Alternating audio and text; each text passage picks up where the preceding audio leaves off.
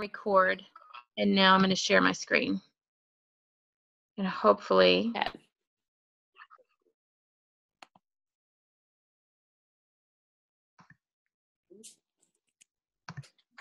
well, look at that. It's going to work. My golly. Okay, I can hear you. You Excellent. can hear me. It says it's recording, so let's give her a shot, shall we? Excellent. Do we need to scoot that over so that we can see? Does that look all right? Yep. Well, I wonder if I click present. Oh, hey now. All right, it works this time. Yes, all right. Okay. Rock and roll. And I'm going to move us up here so it looks pretty. There you go. All right. You ready to rock and roll, girl? Let's do it. Okay. Okay, I have a green bar and a flashing red light, so I think we're good. Yes. All right.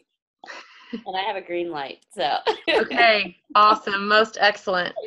All right, you guys, it's Chris and Whitney. We're here to talk about the great media debate. Let's see. Okay, there we go. So the great media debate was started in the early 90s by two scholars, two gentlemen.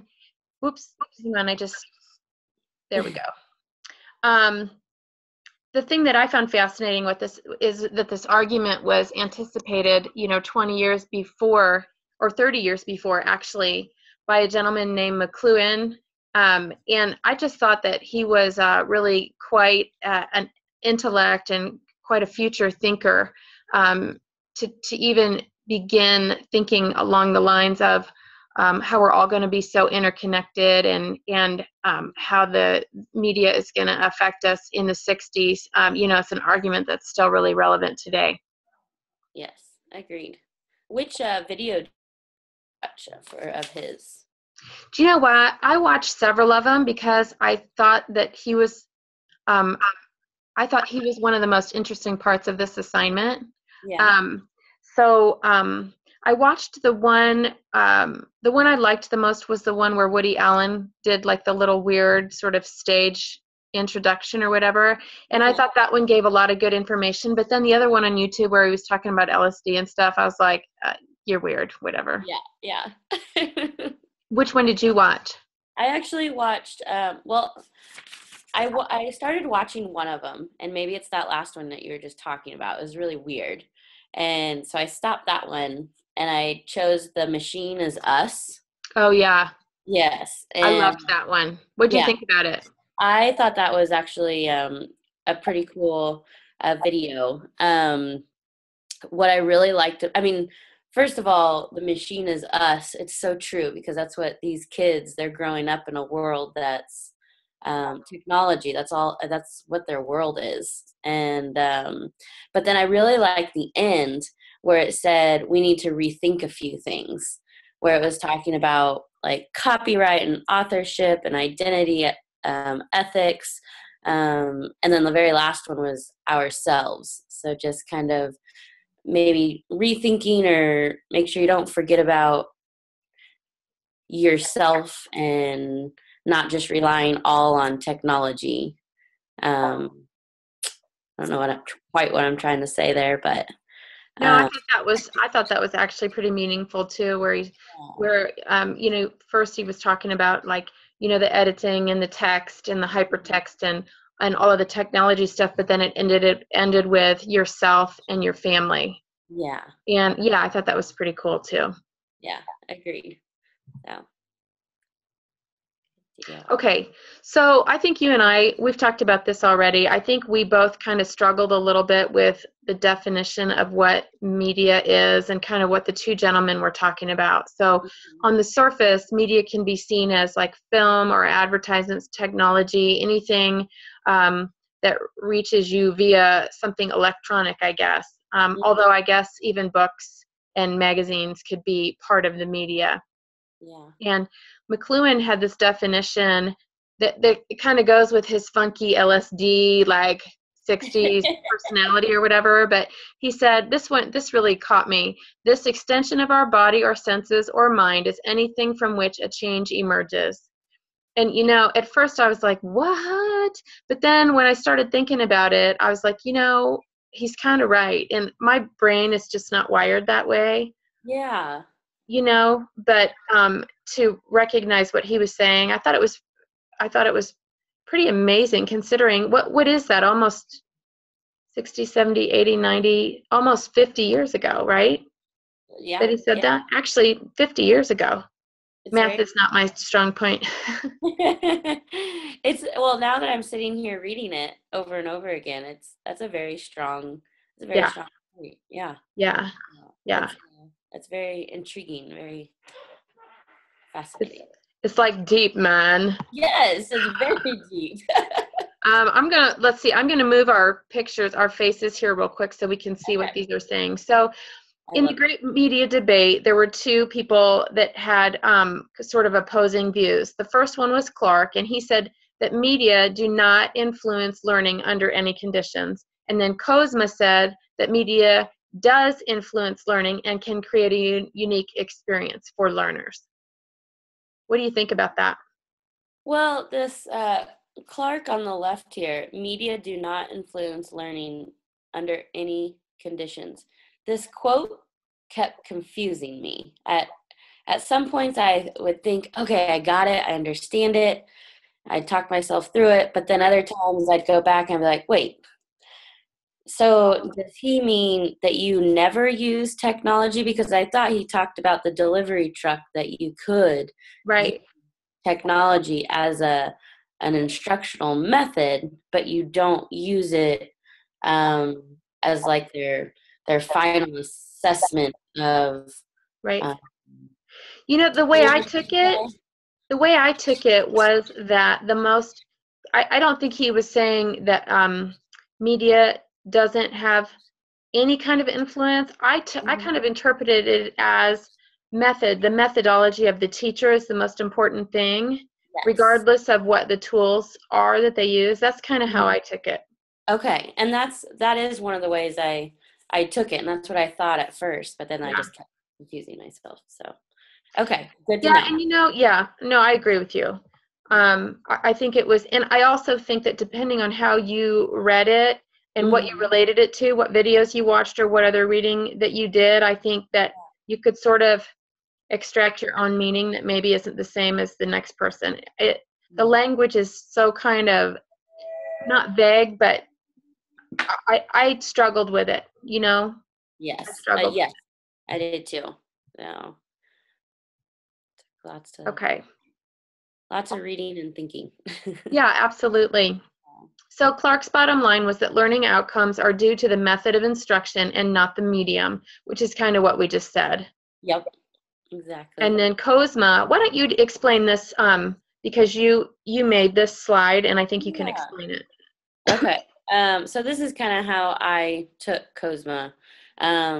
These were things that were said about him or that he stated. Knowledge and learning are a reciprocal interaction between the learner's cognitive resources and aspects of the environment.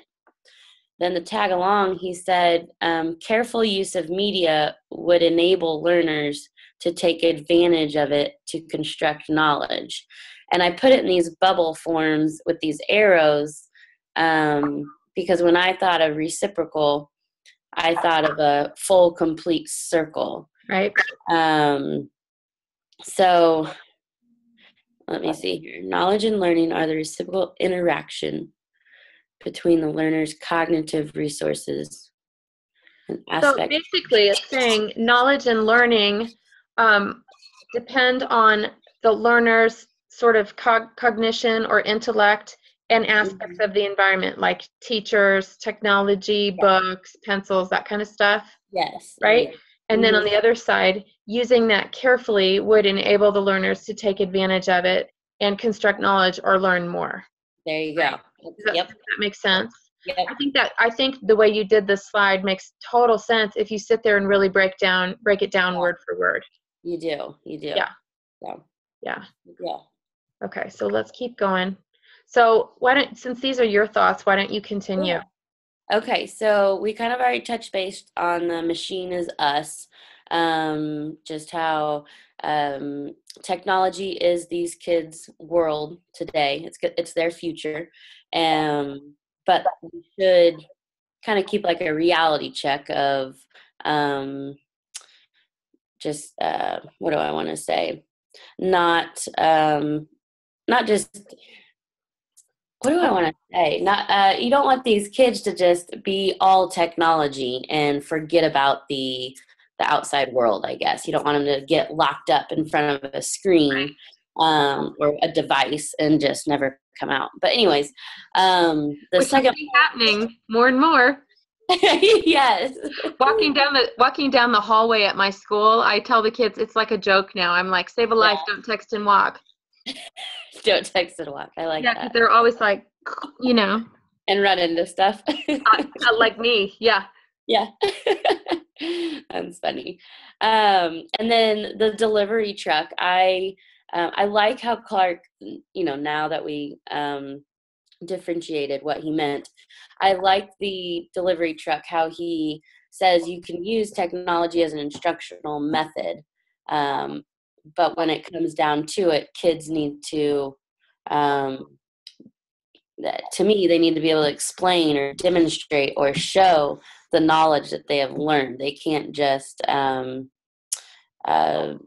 use technology and say, "Oh, I learned this." It's kind of the meat of what's in the technology is what counts. And I also think he's saying that you can't replace a teacher with technology. Yes. A teacher that has solid methods and just everything that that we do as teachers. You can't just stick a kid in front of a computer and say go and expect him to be at the same level as a child who's in a class year after year with a solid teacher who knows what they're doing and uses technology for a specific purpose. Mm-hmm. That's exactly right. Okay, cool. I totally agree. So so then that pretty much hits that third point. And then the fourth one, attributes, media versus no media. I kind of pondered this for a little bit. One article talked about sets of attributes, using a different set of attributes than technology or something like that. And I was thinking, well, back before we had all this technology to use, their set of attributes were whatever materials they had. Right. That's what they knew. That's what they had, and they learned just fine back then. They were still able to do the end goal of learning whatever it is you wanted them to learn. Right. Today, the set of attributes, yes, is technology because we have it today. It engages the students. It motivates them. It excites them. So why not use that set of attributes that does all those things to enhance student learning? So sometimes it's kind of funny when,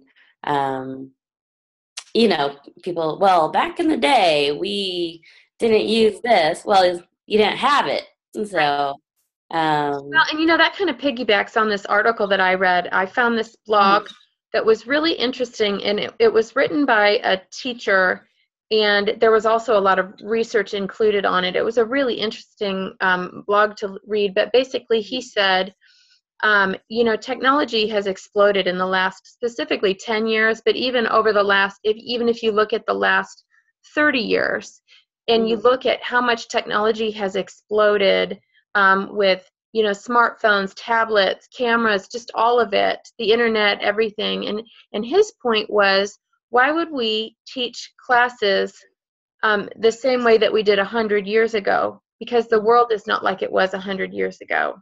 Oh, that's perfect. Yeah. Right. And so I thought that was an excellent point and well put, because even from, the iPad's not even 10 years old yet. Think about it, that kind of blows you away. Now, how many schools have one-to-one iPads or one-to-one Chromebooks or whatever? So it's really pretty amazing. It is. I like how I put that. That's very powerful. Yeah. And then the other thought I had was this was in one of the PowerPoints that we had listed on our assignment. Yeah, I watched this one too. Yeah. Would you rather have a pilot who read a flight manual for 100 hours or a pilot who has spent 100 hours in a flight simulator?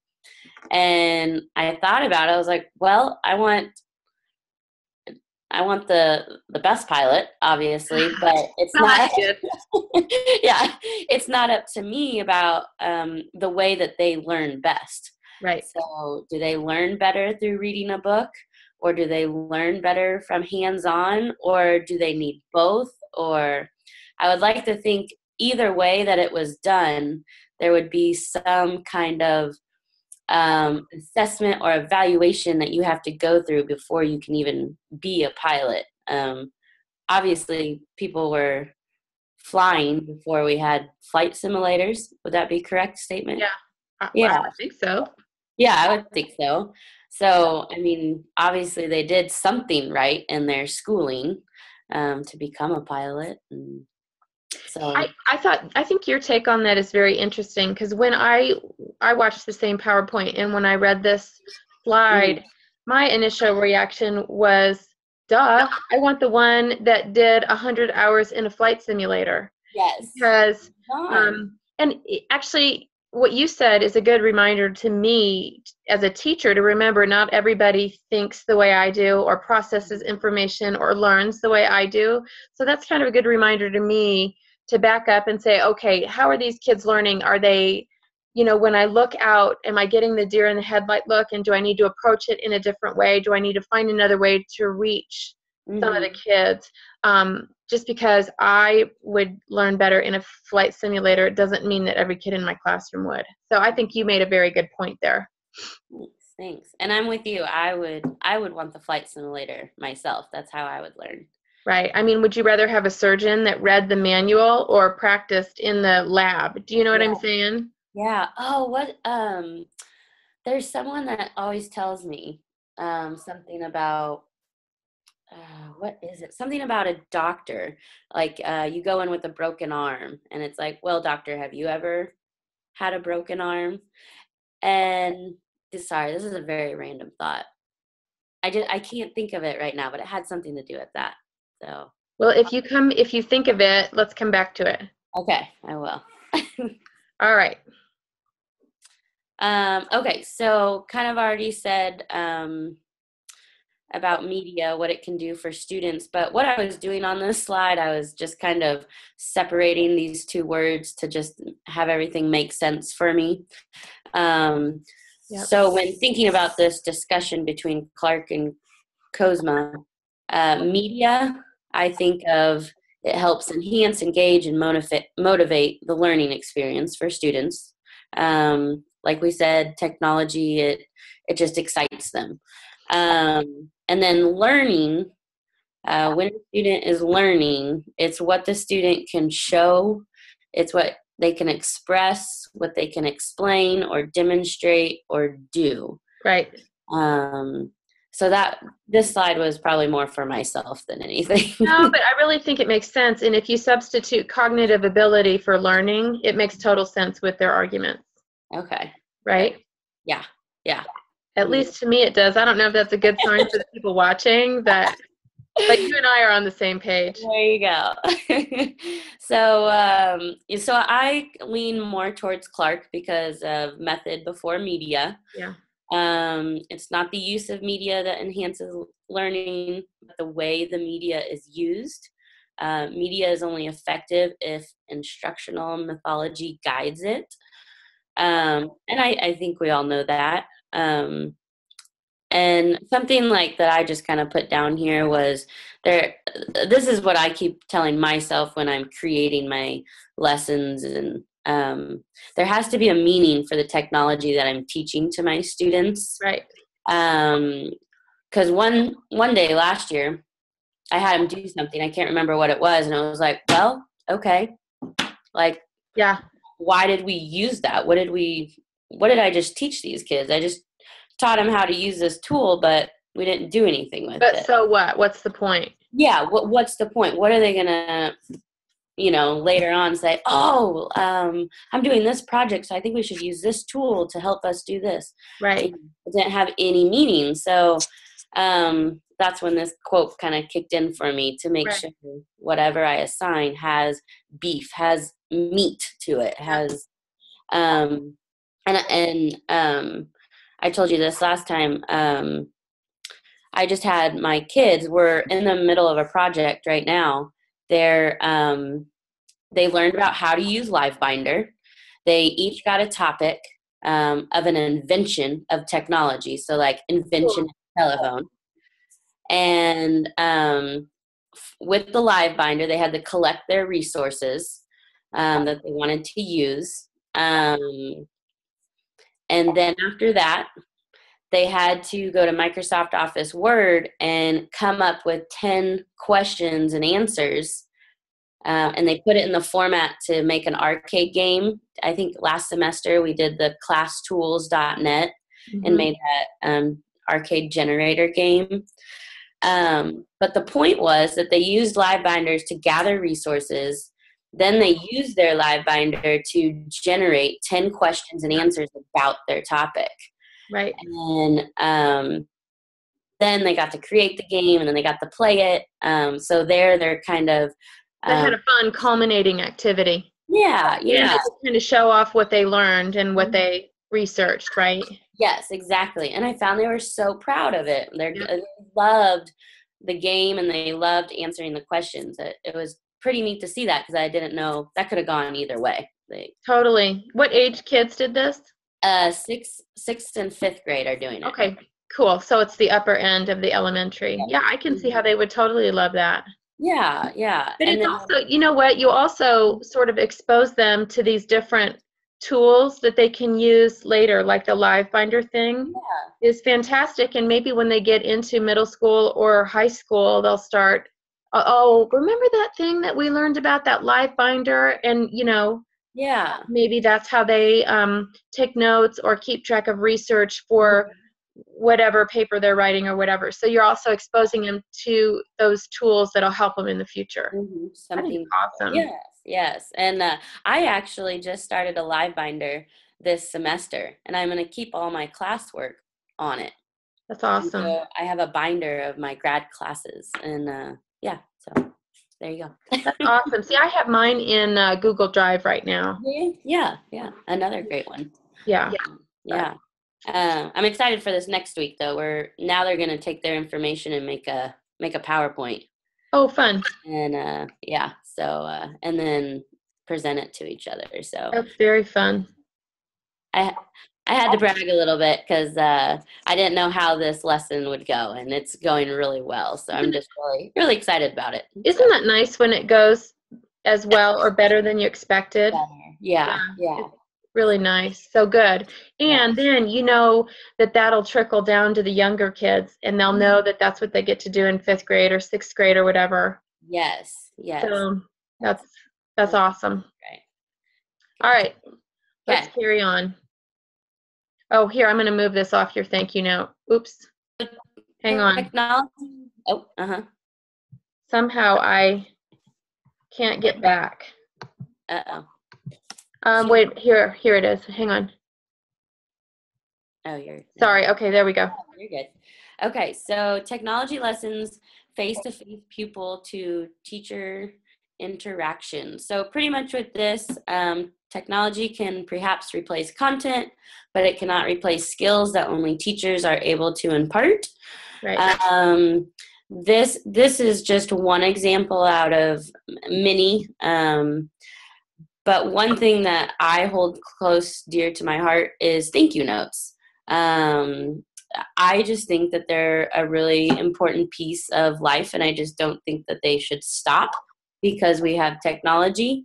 I love getting mail. I love seeing somebody handwrite a thank you note instead of just getting a text or an email saying thank you for, whatever.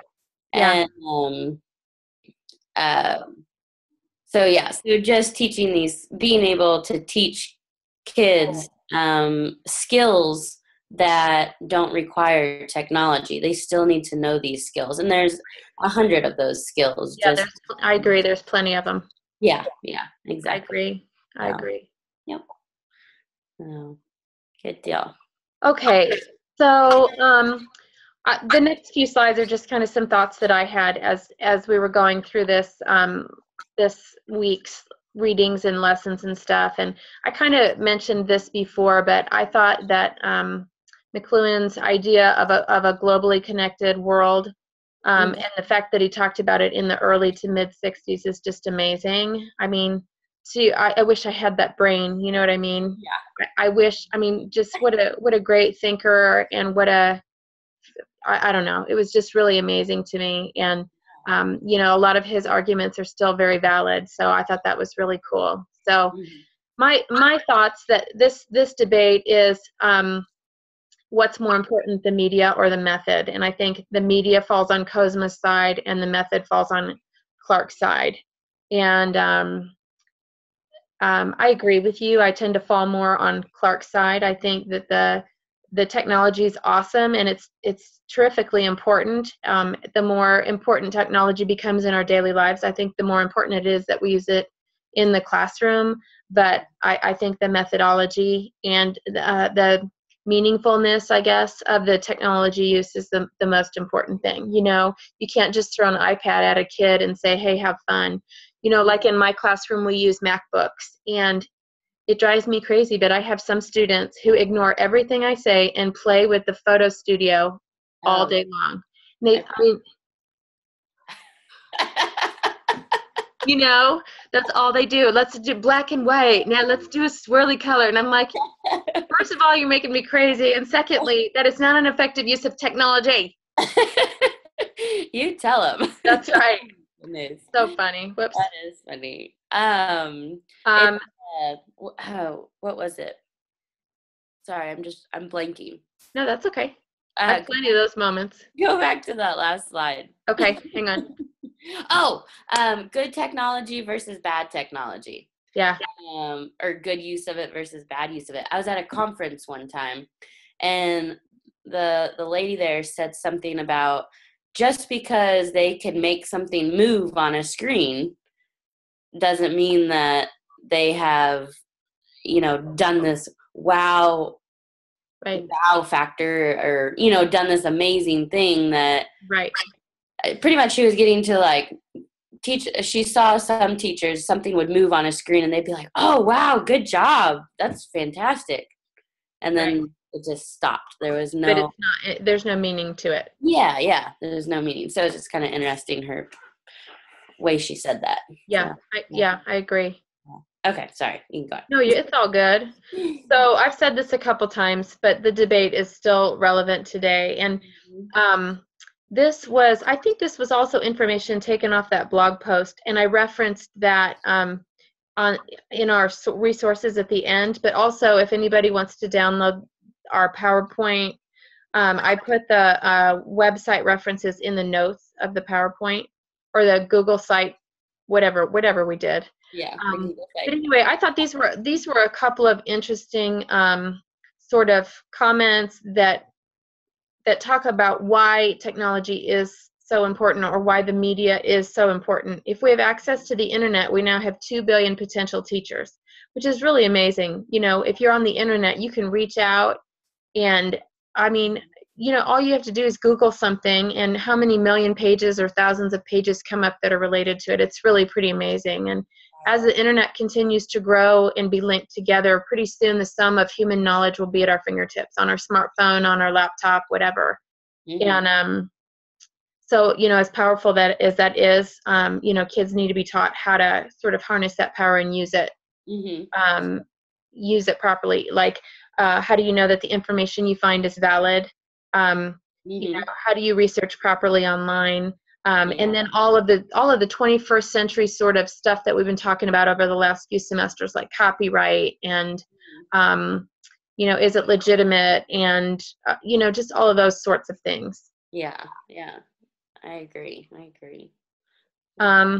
So these were some other thoughts that I read as I was researching. So, you know, we've talked about Prensky a lot in the last couple of semesters, and he sort of defines kids today as digital natives, meaning that they've grown up with technology. You know, my personal kids don't know a time before cell phones and iPads and the internet and Netflix and, you know, all of that stuff. And, you know, oftentimes when you ask them a question, my kids or kids at school, instead of researching it on, you know, like opening a book, going to the library, asking somebody for help, phone a friend or, you know, whatever, they just Google it real quick. Yeah. You know, that's just kind of their go-to. Mm-hmm. And so we have to, I think because that's what they relate to, and because everyone globally is really starting to rely on it, I think that's why we have to reach them in a new way, like what we talked about before. You know, you can't reach kids in the same way today as you did 50 years ago. You know, it's just not, the world's just changed way too much. You have to, you know, you have to reach them in a more interactive way. Yeah, it's kind of scary what the world's gonna be 100 years from now. It's crazy to think about it, isn't it? Yeah, my dad and I always talk about it, and you know, he's always saying people are gonna be robots. They're gonna take away people. I'm like, oh, I'm glad I'll be gone by then. You know, it's really interesting to think about, isn't it?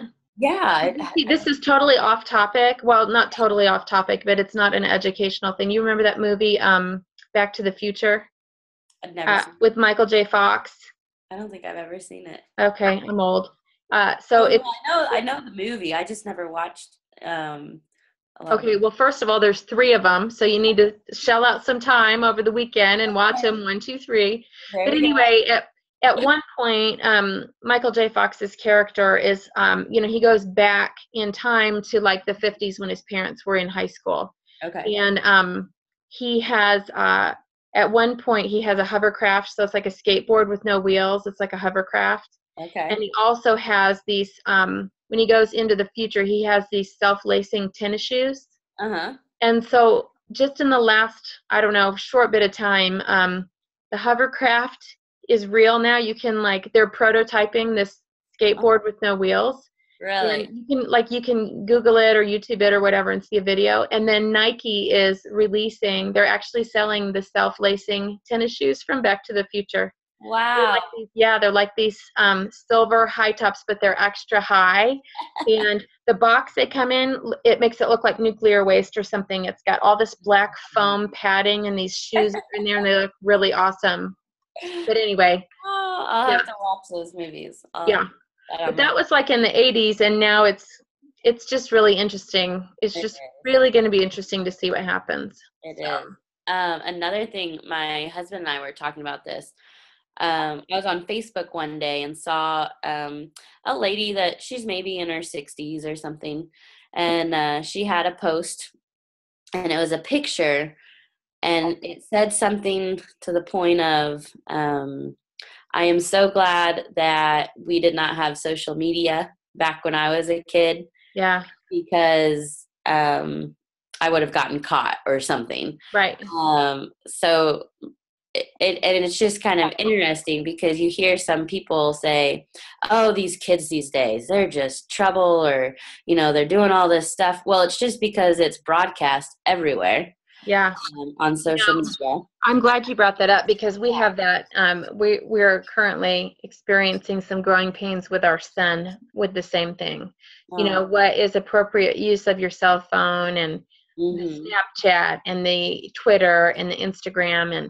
And just last week I read this really interesting article. I think it was USA Today. But the title, did I tell you about this? The title of the article was something like, "Don't let 140 characters make you lose a $140,000 scholarship." Oh, wow. Did I tell you about this? It's really interesting. This high school basketball coach on the East Coast got a phone call from a recruiter at a Division I school, and he said, "Hey, I just, you know," the recruiter was like, "Hey, I'm calling. I want you to know that we're looking at a couple of your kids. Well, we were looking at a couple of your boys to recruit." And he said, just so you know, we've dropped one of them, and we're just going to recruit. We're just going to, recruit this one kid, and I'm calling to talk to you about it. And so the coach said, well, who did you drop? And the recruiter gave him his name, and he said, well, do you mind if I ask why? And the recruiter said, yeah. He said, before we make contact with the students or their families or their high school coaches, we search their social media. Yeah. And he said, the kid's not breaking any laws or doing anything wrong, but he's got some partying pictures and some vulgarity and some of the tweets that he shared or posts that he favorited or whatever. He said he just doesn't represent the kind of person that he doesn't represent what we represent at our university. Yeah. And it cost him a full ride at a Division I school.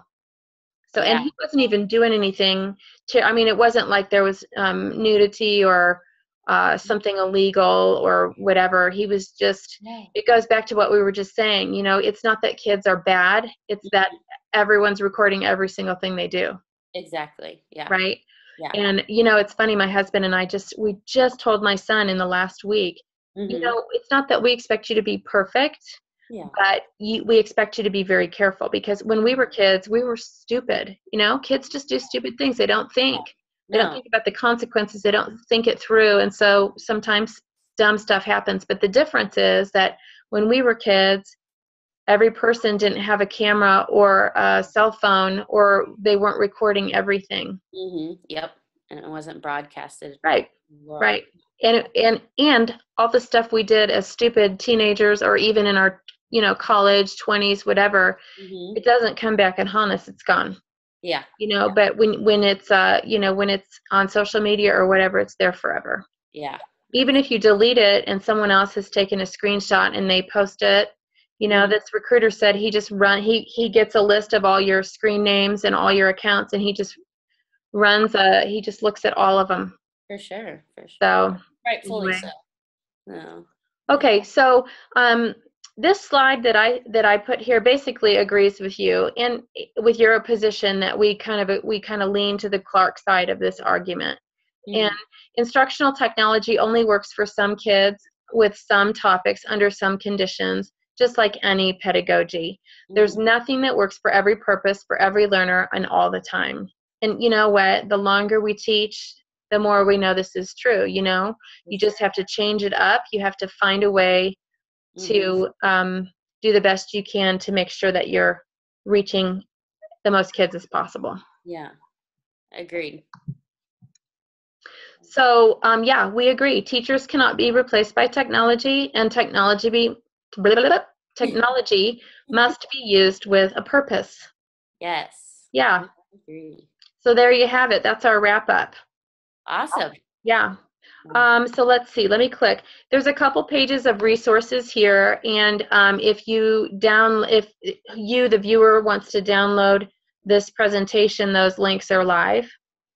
And so I think the debate was an interesting one. I think both of us learned a lot and thought a lot this week, and I think both of us agree that maybe Clark is a little more maybe meaningful for where we are right now.